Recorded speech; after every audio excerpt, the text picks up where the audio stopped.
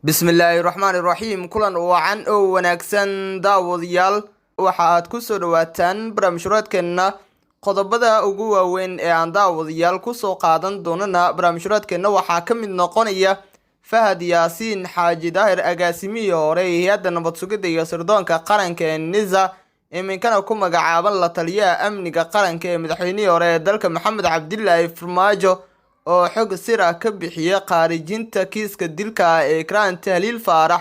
Haddaba hooyo Qaali Maxamuud Guhaad oo dhashay Ikraan ayaa soo hadashay warbaahinta ayay ka soo muuqatay hanjabaad culus ayayna u dirtay Fahad Yaasiin Xaaji Daahir.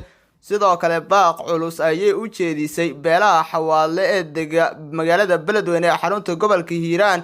Warayaan daawadayaal idinkageena muuqaal qarsoodi ah ayaa sidoo kale laga helayaa arrintan. wararkii ugu dambeeyay ee ku qotoma kiiska Ikraan Tahliil Faarax ayaa daawadayaal ku soo qaadan doona barnaamijyadeena. waxaan isla eegi doonaa qaabka uu uga gaabiyay kiiskan ra'iisul wasaare Maxamed Xuseen Rooble oo ballan qaaday in uu kiiskan ka dhabeyn doono isla markaana Ikraan cadaalad heli doonto. faahfaahinno iyo falaqeyn ayaa daawadayaal halkan ku sameyn doona. ha yeeshee intaanan guda gelin, waxaan daawade ka dalbanaya oo ka codsanayana muuqaalkan like saarto la wadaagta asxaabtaada adigoo subscribe inoo saarayo channelka oo furanaya gambaleelka si durbadiiba aad u hesho muuqaaladan halkan soo gelino.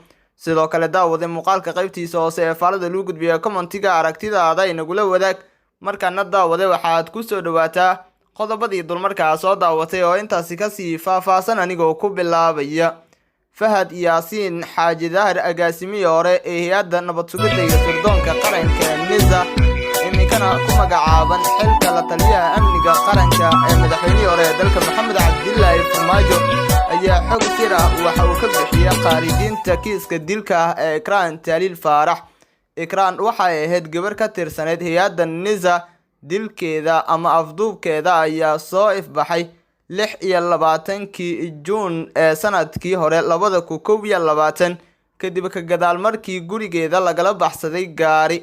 waxaana kiiska Ikraan kadib markii uu soo shaabaxay si weyn kaga dhiidhiyay bulshada Soomaaliyeed, kuwaasi oo gacan weyn siiyay Ikraan Tahliil Faarax oo dhibano u ah saraakiisha hay'adda nabad sugidda iyo sirdoonka qaranka ee NISA. warbixin ay soo saartay horaan hay'adda NISA waxay ku sheegtay in Ikraan ay afduubteen isla markaana ay dileen dagaalamayaasha Al-Shabaab, balse Al-Shabaab war ka soo baxay ayaa arrintaasi lagu beeniyay. waxayna sheegeen in aysan waxba ka ogeyn kiiska Ikraan Tahliil Faarax. xaaladda siyaasadeed ee Soomaaliya ayaa kacday kadib markii warbixintan ay soo saartay hay'adda NISA.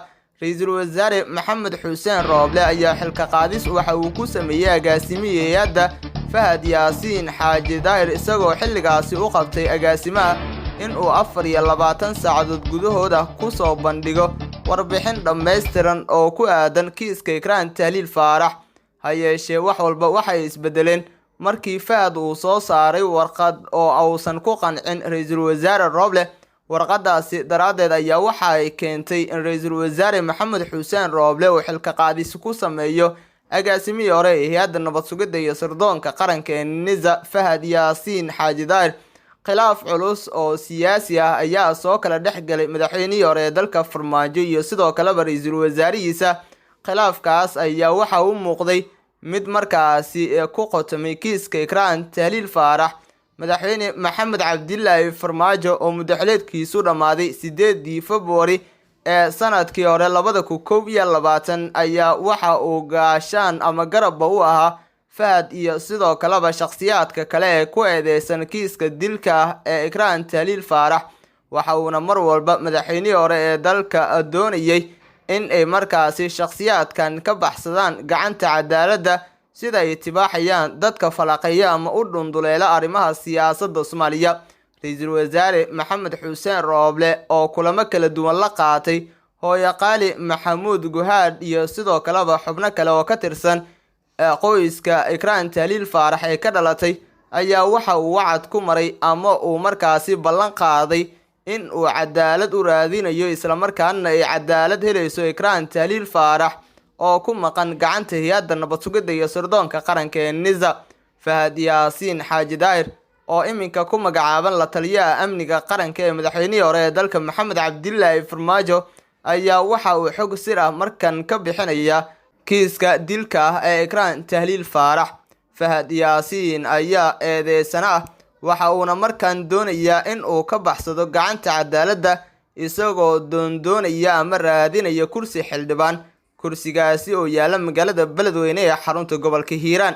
dowlad goboleedka Hirshabelle gaar ahaan madaxweynaha hogaamiye dowlad goboleedkaasi Cali Cabdullaahi Xuseen Cali Guudlaabe ayaa waxa uu Fahad kula qaatay madaxtooyada Villa Soomaaliya iyo sidoo kaleba hotelka Dikaale oo ku dhex yaala airportka Aadan Cadde magaalada caasimadda Muqdisho.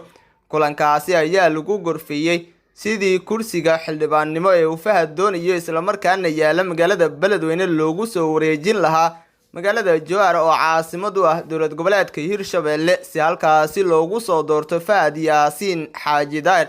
kursiga uu Fahad doonayo ayaa waxa iminka ku fadhiya ama 4 sano ee la soo dhaafay si weyn ba ugu fadhiyay xildhibaan Faarax Sheekh Abduqaadir. Fahad Yaasiin ayaa markaasi fahamsan in haddii uu tago magaalada Beledweyne uu la soo kulmi karo dhibaatooyin kala duwan maadaama ay halkaasi ku sugan yihiin beelaha ay ka dhasheen qoyska Ikraan Tahliil Faarax sida hooyo Qaali Maxamuud Guhaad iyo sidoo kaleba Ikraan, beesha Gaaljecel iyo sidoo kaleba beesha Xawaale ayaa halkaasi ku sugan, iyadoo dhibaatooyinka ugu culculus ee halkaasi laga soo tabinayo uu Fahad iminka ka warhayo. waxaana la doonayaa in saraakiil ciidan uu iska hormariyo Fahad Yaasiin Xaaji Daahir si uu halkaasi u tago. General Xuud oo halkaasi jabhad ka aasaasay isla markaana ka soo horjeeda Cali Cabdullaahi Xuseen Cali Guudlaabe ayaa waxa dhawaan la keenay magaalada caasimadda Muqdisho si looga hadlo dhibaatada ka taagan magaalada Beledweyne, Fahadna loo siiyo kursiga xildhibaannimo ee uu doonayo. General Xuud ayaa waxa uu kulamo kala duwan la qaadanaya madaxweynihii hore ee dalka Maxamed Cabdilaahi Farmaajo. qorshaha Xuud lagu keenay magaalada caasimadda Muqdisho ayaa waxa loo diray ninka ku magacaaban taliyaha lugta ee Biixi, isaga ay in muddo ah isla soo shaqeynayeen, waxaana Biixi laga dhaadhiciyay in uu ninkaasi keeno magaalada caasimadda Muqdisho si loo siiyo wax walba oo uu markaasi doonayo loona xaliyo tabashooyinka ay wataan beelaha halkaasi dega kana soo horjeeda doorashadii uu ku soo baxay Cali Cabdullaahi Xuseen Cali Guudlaabe.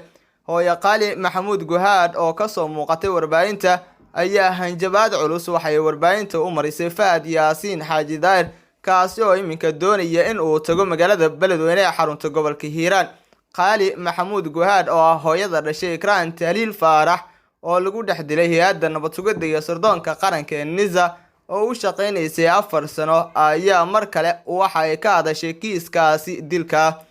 shir jaraa'id oo Muqdisho ay ku qabatay ayaa ku sheegtay in Fahad Yaasiin Xaaji Daahir oo tuumanaha ugu weyn dilka Ikraan aan tegi karinba magaalada Beledweyne ee xarunta gobolka Hiiraan oo ka raadsan rabo dhawaan kursi xildhibaannimo. waxay ugu baaqday beelaha iyada iyo gabadheeda ka soo jeedaan oo Xawaale oo iyada markaasi ka dhalatay iyo Gaaljecel oo Ikraan markaasi ay dhaleen in ay uga gudaan Fahad dilka gabadheeda yar. Qaali Maxamuud Guhaad ayaa cadaalad u weysay gabadheeda oo si arxan dara loogu dilay magaalada caasimadda Muqdisho, iyadoo la tumayo Fahad Yaasiin iyo kooxdiisa in ay khaarijiyeen maadaama xogo markaasi laga helayo.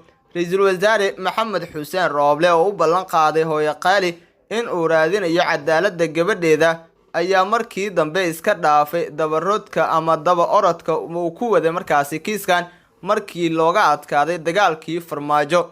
kooxda dishay Ikraan Tahliil Faarax ayaa awood badan ku leh hay'adda NISA iyo xafiiska Farmaajo, taasoo keentay in la waayo hay'adda ama mas'uulka markaasi soo xira isla markaana hor keena cadaaladda. Ikraan waxay u qaabilsaneyd NISA qaybta amniga internetka, waxayna shaqada markaasi qabanaysay tan iyo sanadii 2017 oo ku biirtay hay'adda sirdoonka, iyadoo markii la dilay Injineer Riiso aaday UK. sanadkii la soo dhaafay bilowgiisa ayay ku soo laabatay magaalada caasimadda Muqdisho kadib markii Fahad Yaasiin Xaaji Daahir uu u yeeray, iyadoo ujeedka ahaa in markii soo laabato la dilo si aan markaasi aysan u bixinba xogta ay ka haysay NISA. waxa ugu weyn ee Ikraan loo dilay ayaa la rumaysan yahay in ay yihiin xogta dhalinyaradii Eritrea loo qaaday oo iyada diiwaankooda haysay, iyo dilkii duqii magaalada caasimadda Muqdisho injineer Cabdiraxmaan Cumar Cismaan Yariisow. Iminka Fahad waxa uu doonayaa kursi xildhibaannimo.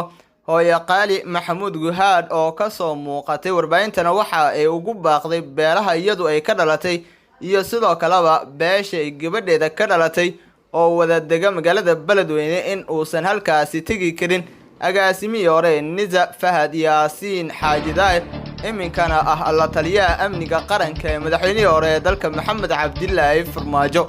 Xaaladda ayaa culus waxaana la soo warinayaa in dhibaatooyin kala duwan uu wajahayo Fahad Yaasiin Xaaji Daahir. Sidoo kale Generaal Xuud ayaa Muqdisho ku sugan, waxaana la fahamsan yahay in uu heshiis la dhex dhigan doono agaasimihii hore Nisa iyo sidoo kaleba madaxweynihii hore ee dalka Maxamed Cabdilaahi Farmaajo. Xaaladda si walba u qatarnaato, Fahad waxa uu helayaa kursigiisa xildhibaannimo waa loo boobayaa ayay leeyihiin dadka falaqeeya ama u dhunduleela siyaasadda dalka Soomaaliya.